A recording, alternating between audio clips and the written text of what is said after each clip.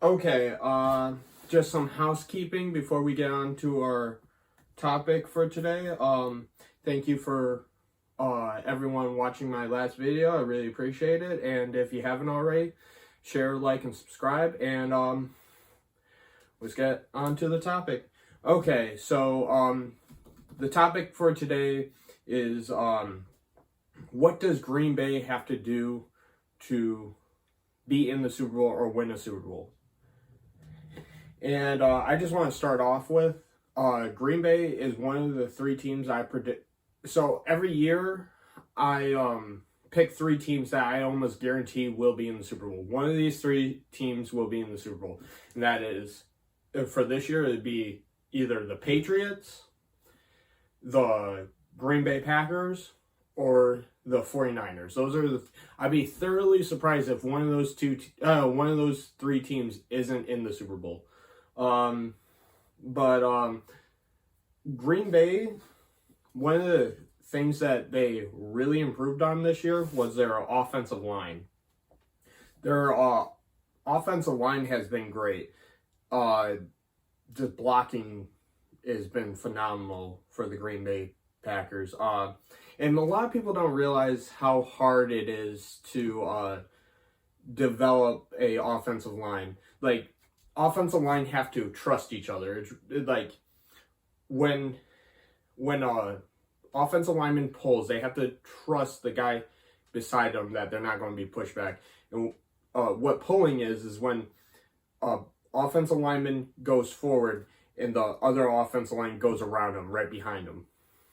And if, say, for example, if a guard is pulling behind a center, that center cannot get blown up. If they get blown up, they're going to run into the guard, and the play is basically dead.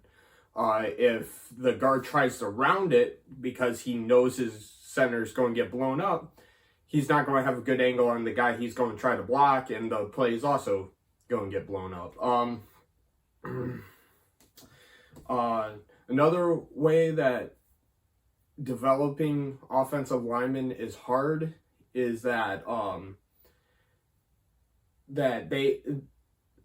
it's hard for offensive to find good chemistry with offensive line. A lot of teams do not have great offensive line in the NFL. It's one of those things that if you got it, it almost makes you automatically a playoff team.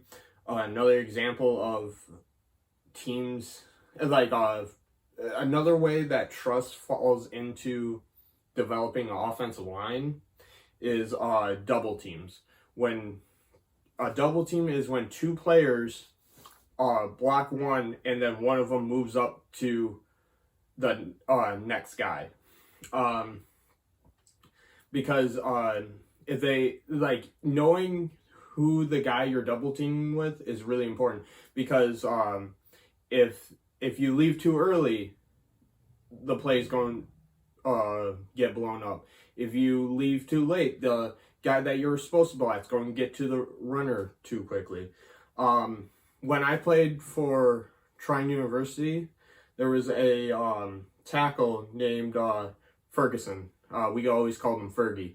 And I loved doing double teams with him. I played tight end, he played tackle. And on certain plays, like it was a run to the outside, I would double team with him, and usually I would move up to the next guy up. And I love double teaming with him because we very quickly, me and him just kind of knew what the other person could handle. If it was a bigger guy that we're double teaming, I could trust Fergie that he'll handle him. I can move up to the next guy quicker to get a better angle. If if it was a faster guy, I knew he would need more help to stop the guy from going around him. So I would stay longer, but still eventually move up to hit the next guy. And the Packers have a great offensive line, and they are learning to trust each other. They are still not there yet, but they're getting better. And one thing that people don't realize about an offensive line is that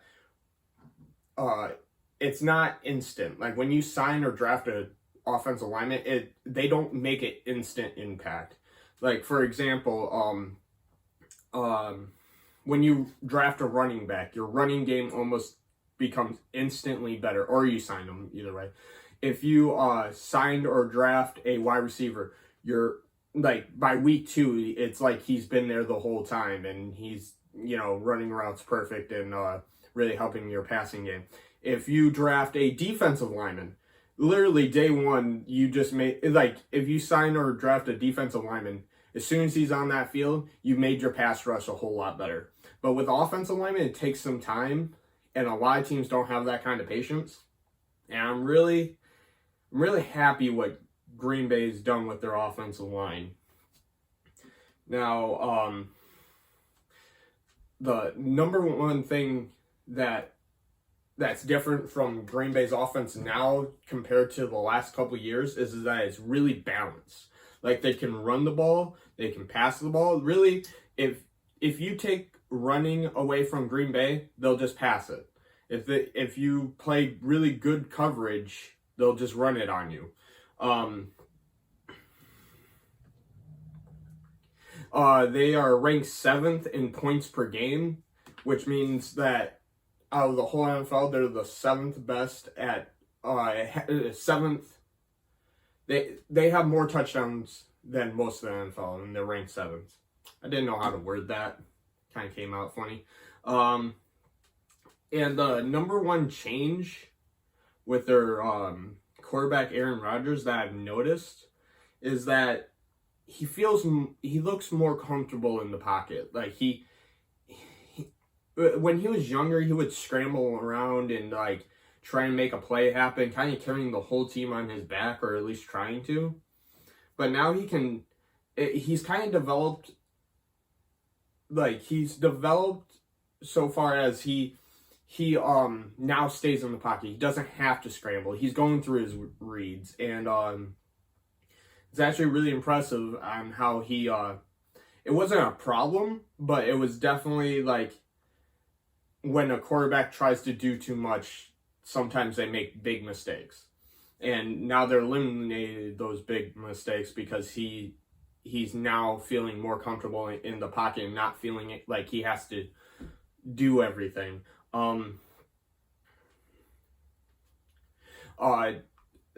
Another thing that's going to help Green Bay later on in the season is that their wide receivers, like they have a hurt wide receiver core, and they're coming. A lot of their number one wide receivers coming back later in the year, and Davante Adams, I think his name is, and he's coming back, and that's going to make their offense a whole lot more dangerous. And next year, like I think even though they have Davante Adams, I feel like they still might want to draft a wide receiver later on. Like that just might I feel like they need more depth, because with a couple of their wide receivers hurt right now, they're passing to guys that were probably paying tickets to see the game probably 2 weeks prior.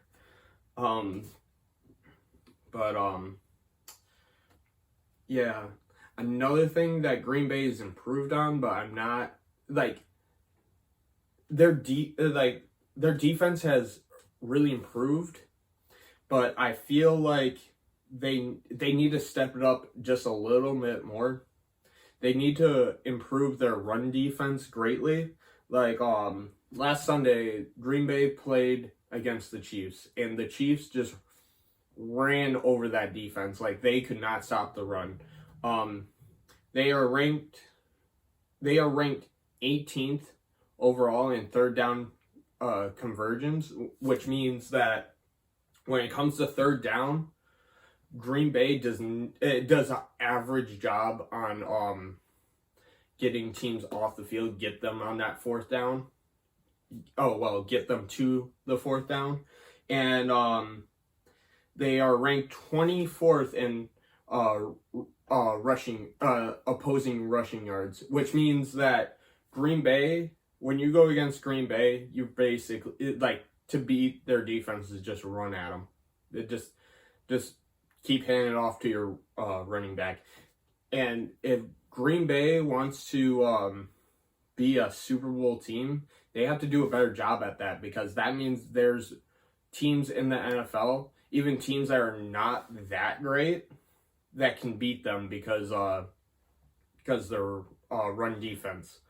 Because see, for comparison, like the Patriots, Patriots are good at run defense, they're good at pass defense. Like it's a nightmare to go against the Patriots defense. Like if you're a passing team, you're gonna have problems with the Patriots. If you're a running team, you're gonna have major problems with the Patriots.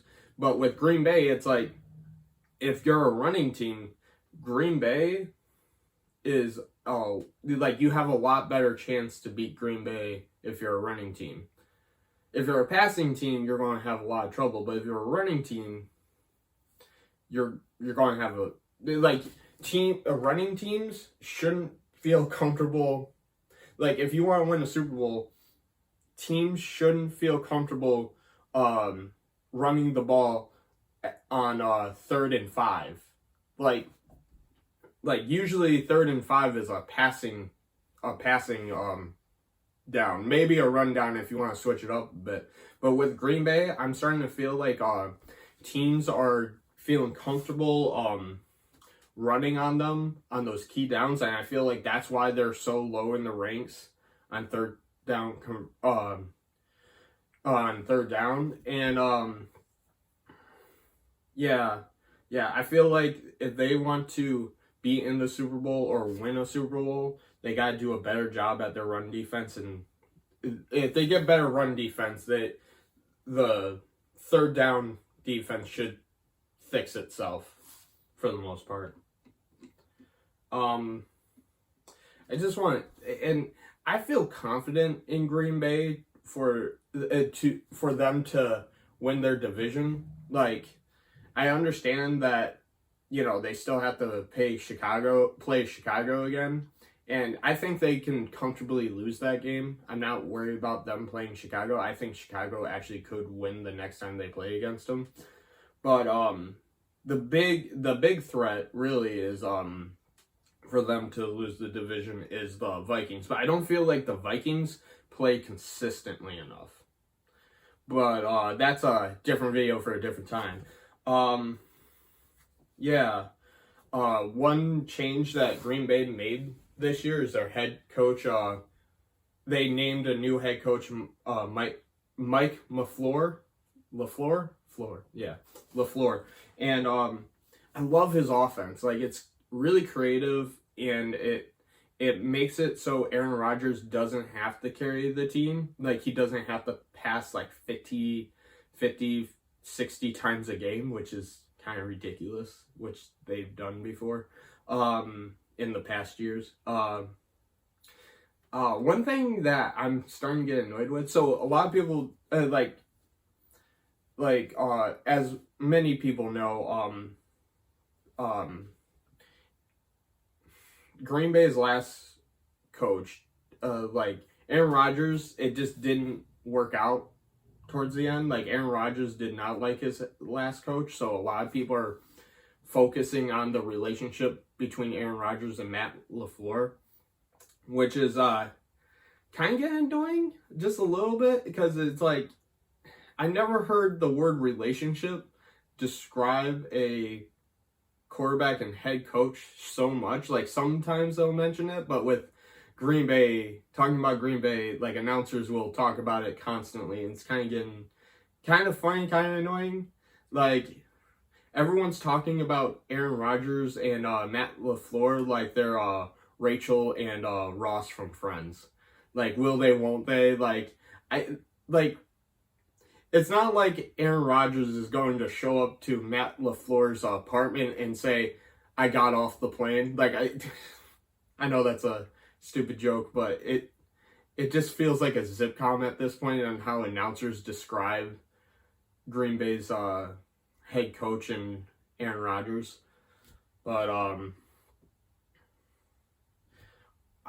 this video is going to be this video is a lot shorter or will be a lot shorter, because Green Bay, there's not a whole lot to critique. Like, Green Bay is actually pretty set. Like, I'd be thoroughly surprised if Green Bay is not at least in, like, doesn't make a run at the playoffs. I'd be thoroughly surprised if Green Bay, if not in the Super Bowl. Like I feel like Green Bay is the second most complete team in the NFL next to the 49ers. And I don't see Green Bay losing a lot of games unless they play against a good run team, which there are some out there, but I feel like they have the guys to fix that, because it's not like their defense is horrible. Far from it. I think they made tons of good strides this year. I think like they do not let teams pass on them. No one beats Green Bay deep. Unless you're Detroit Lions on those two plays.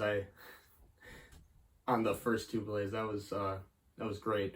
Yeah, I'm a Lions fan, so it really pains me to talk about how Green Bay could win a Super Bowl, because this just rubs me the wrong way. So like Green Bay, the key ways Green Bay wins is their balanced offense, their defense against the pass, and the refs. I'm sorry, I just had to put that out there as a Lions fan. That was a bad call. All you Lions fans know exactly what I'm talking about. Hands to the face, I don't believe it. Anyways, that's a little rant as a Lions fan. And that's a nice segue for what I'm going to talk about next week, which is, what does the Lions have to do to not be terrible? I don't know if that's going to be the title of the video, but that's going to be mostly what it's going to be about. And see you guys next week.